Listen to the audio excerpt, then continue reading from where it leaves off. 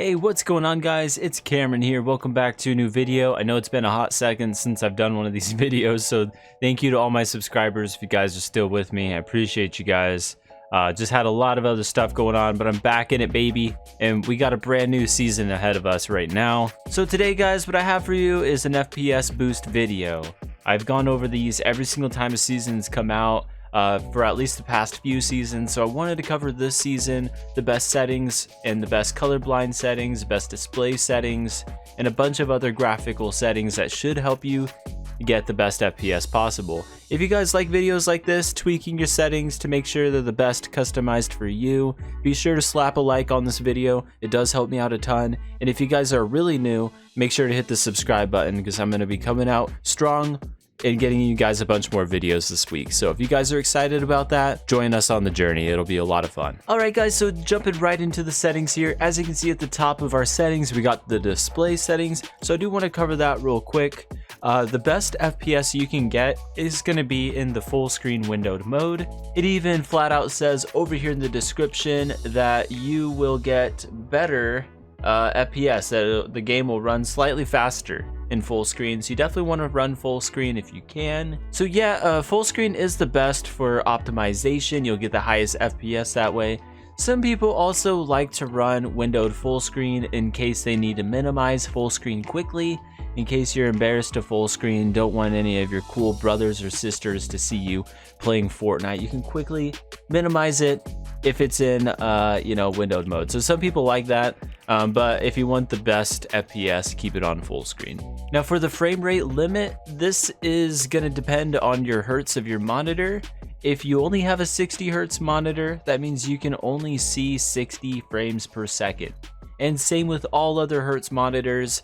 The most common are 60, 120, 144, and 240. Now I do want to cover the resolution because you're always going to have three options here.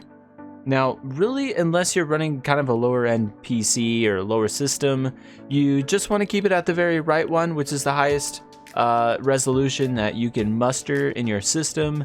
Now you guys will notice I'm not on 1920, I'm on 1680. This is a stretched resolution. Some of you guys may be aware of stretched resolution, some of you may not. Don't worry about it too much if you're okay on just the regular standard HD 1920 by 1080. Don't change it. Some people just prefer the stretched resolution. I don't believe, correct me if I'm wrong, that it does anything at all to your FPS. So yeah, go nuts if you like stretched. If not, don't worry about it. Diving into the next part here, graphics settings. All right, you'll notice mine are a little weird.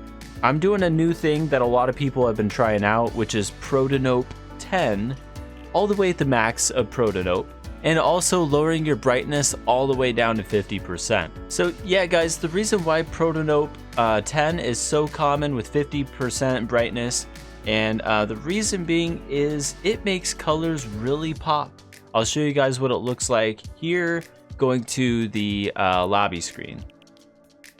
So as you can see here, guys, I'm on Protonope 10. You can just really see how colors just really pop out. Like the purples look really purpley and the greens look really bright. And like the trees in the back, they just like pop out so well compared to the contrast on the sky.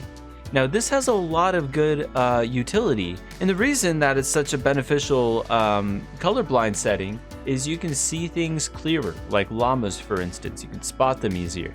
You can see things moving that are like different colors a lot easier, and lots of things like that.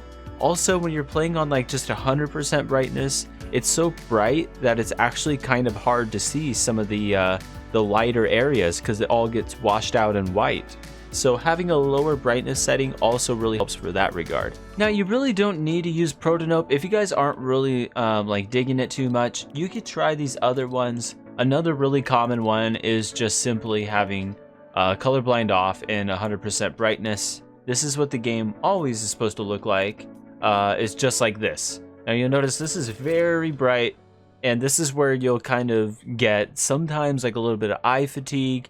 I don't know, I'm kind of older, guys. I'm 26, so having like lower colors and like dark modes and stuff like that just really helps for my eyes. Like especially when I play for hours. Alright guys, the next thing we're going to tackle is your rendering mode.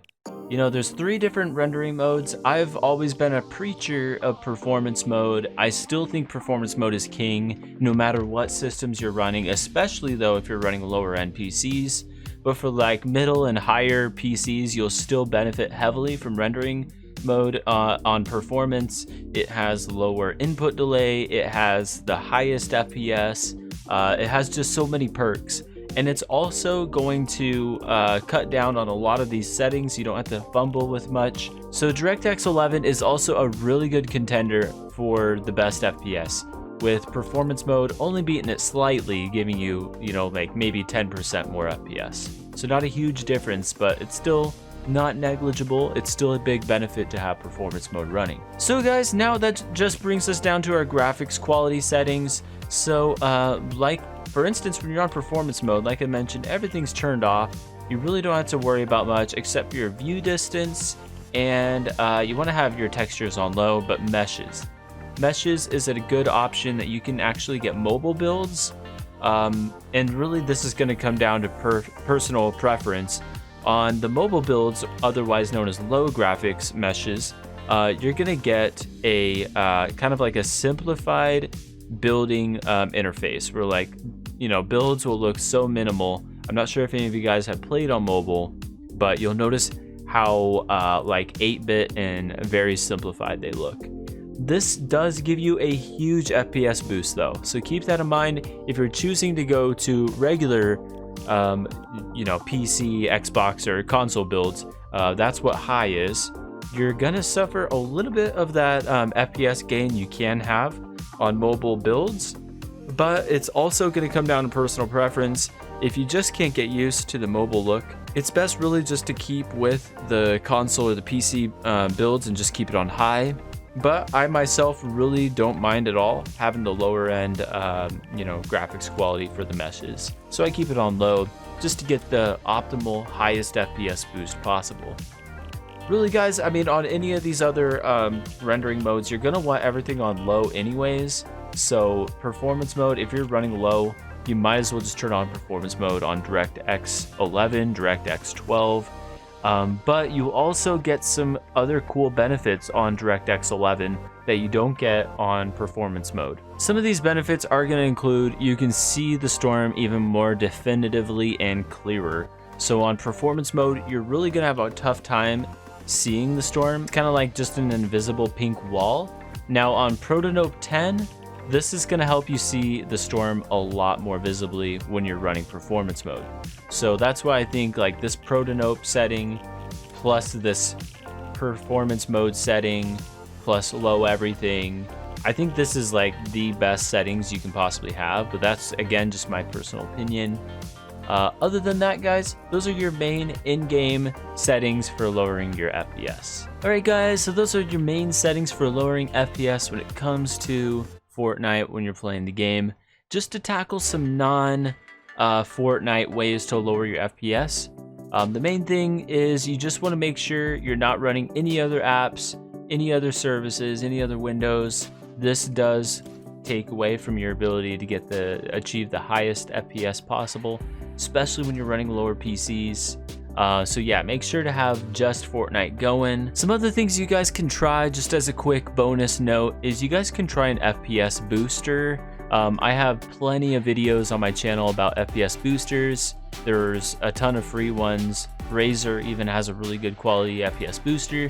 So yeah guys, I'll have a link to that video in the description. You can also check it out on my channel if you guys want to look at FPS boosters, because what they do is they optimize hardware already in your PCs. They optimize them even more to achieve even higher FPS. So yeah, pretty cool stuff guys. I just wanted to quickly cover all the settings. The vast majority of them have been pretty much unchanged, but I still wanted to cover it just to give you guys a heads up on what the best settings are. But I hope you guys are enjoying the Season 7. I'll catch you guys in the next Fortnite video. Peace out.